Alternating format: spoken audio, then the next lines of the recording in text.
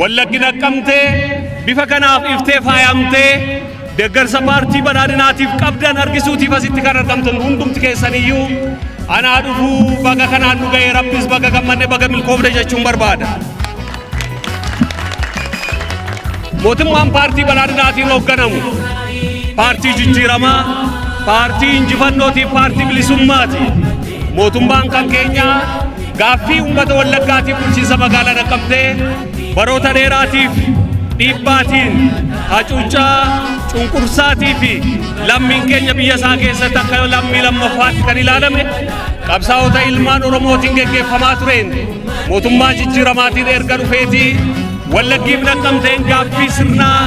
gaaffii misoomaa qabdu, gaaffii aadaa, gaaffiin aadaa isheetii sirnaan kan itti deebi'e waan ta'eef waggoottan 5 darban keessatti hooggansi qaalii mootummaan jijjiiramaa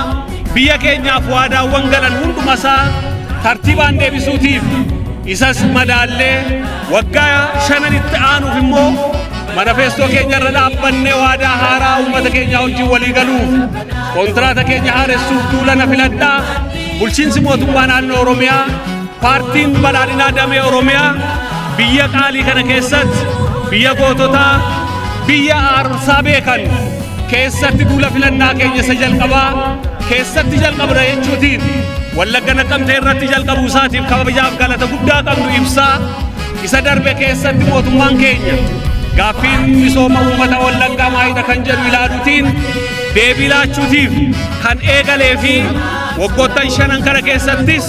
magaala keenyaaf naannoo ishee irratti dargaggoota keenyaaf hawwoota keenya misooma amma jalqabame irraa fayyadamaa gochuutiif hojiiwwan jalqaban toora qabatanii jiru. Haaluma kanaan naannoo keenya irratti gaaffii bu'uura misoomaa jalqabamee ture akka mootummaa naannoo Oromiyaattis ta'e federaalaatti daandii asfaaltii bara dheeraatiif caccabee uummanni keenya awwaaraan akkasumas daandii geejjibaa dhabuutiin rakkataa kan ture magaala Naqqamtee irraatii asfaaltiidhaan gara bureetti kan wal qunnamsiisu daandiin guddaa kan irratti jalqabamee bara dheeraatiif wallaggi ooftuun xiyyaara paayileetii keessaa kan bayame jedhamee afaaniin dubbatamuyyuuti malee kanarratti sirnooti darban qoqqobbii kan irratti kaa'ee ture naannoo ukkee irratti sadarkaa isaa kan eeggate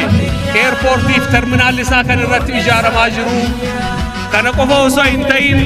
magaala kan keenya keessatti gaaffii indaastirii uummanni keenya kaasaa kan ture mootummaan naannoo Oromiyaatiif federaalaa walii galuutiin paartiin keenya paartiin badhaadhinaa qarshii biliyoona 40 ol kan ta'uun indaastiriin guddaa indaastiriin qonnaa agroodhaa kan geggeessuutiif danda'u magaala keenya irratti lafa hektaara